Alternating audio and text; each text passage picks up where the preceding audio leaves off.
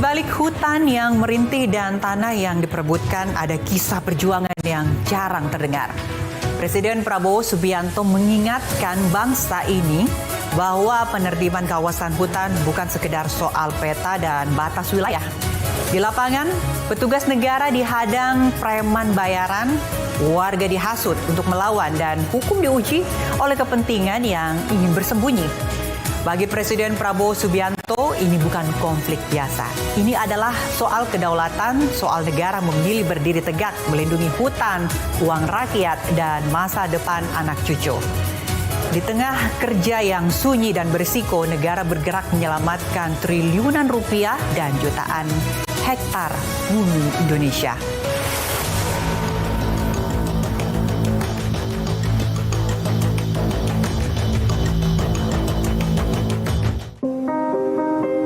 Banjir datang bukan hanya membawa air, ia membawa kehilangan dan pertanyaan besar. Mengapa bencana terus berulang? Di balik genangan ada luka panjang, perusakan hutan, tambang ilegal, dan pembiaran yang berlangsung bertahun-tahun. Di dalam penanganan bencana banjir, Presiden Prabowo Subianto menegaskan bahwa negara tidak cukup hadir dengan empati dan bantuan darurat. Negara harus masuk lebih dalam, memburu akar masalah. Untuk pertama kalinya, aparat keamanan tidak hanya diturunkan sebagai tim evakuasi, tetapi sebagai instrumen penegakan hukum lingkungan. Instruksi Presiden Prabowo Subianto turun langsung kepada Kapolri dan Panglima TNI. Pesannya tegas, bersihkan hulu sungai dari tambang ilegal dan pembalakan liar. Tidak ada lagi ruang kompromi, tidak ada lagi perlindungan atas nama investasi atau kepentingan ekonomi sesaat. Dalam tafsir Presiden Prabowo Subianto, perusakan lingkungan yang menyengsarakan rakyat adalah ancaman serius terhadap negara. Sebulan pasca bencana, komitmen pemerintah diuji. Operasi penertiban digelar besar-besaran di kawasan rawan bencana di Sumatera. Alat-alat berat yang beroperasi di kawasan hutan lindung disita. Polisi hutan yang selama ini bekerja dengan keterbatasan kini mendapat sokongan penuh dari satuan TNI. Wilayah yang selama bertahun-tahun tidak tersentuh akhirnya disisir negara. Langkah lebih berani datang dari pusat kekuasaan.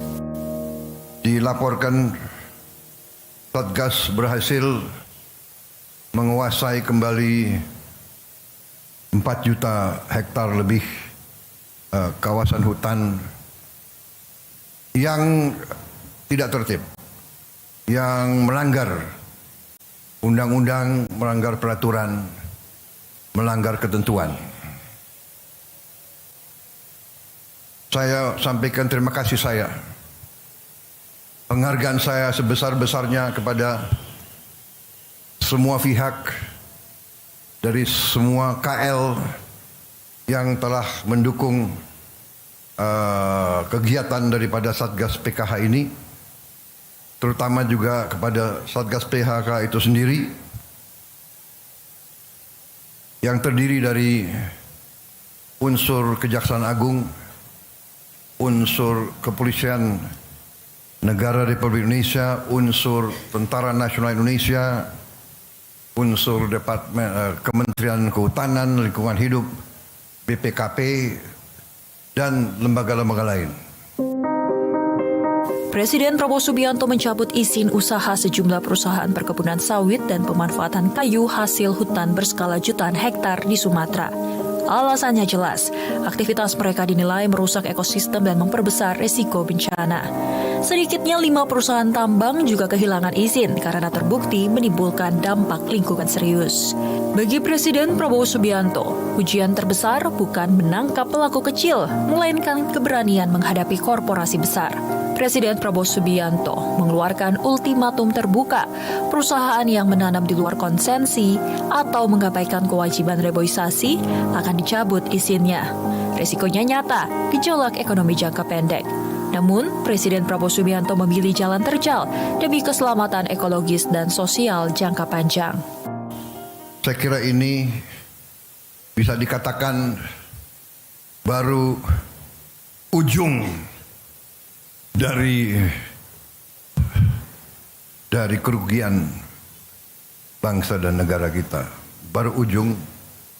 Penyimpangan seperti ini sudah berjalan belasan tahun bahkan puluhan tahun. Ini yang saya sebut dilakukan oleh mereka-mereka yang menghanut filosofi dan faham serakah nomics. Ketegasan itu disimbolkan secara gambling di Gedung Bundar Kejaksaan Agung Jakarta. Tumpukan uang pecahan Rp100.000 setinggi sekitar 1,5 meter menjadi pemandangan yang jarang terjadi. Total dana sitaan mencapai Rp6,6 triliun, hasil penindakan pelanggaran kawasan hutan dan perkara korupsi kehutanan. Dana ini menjadi bagian dari pengembalian kawasan hutan tahap kelima, seluas hampir 900.000 hektar. Bahkan sebelum ultimatum Presiden, Satgas Penertiban Kawasan Hutan telah menguasai kembali lebih dari 4 juta hektar lahan, 4 kali lipat dari target awal. Nilai aset negara yang kembali diperkirakan melampaui Rp150 triliun.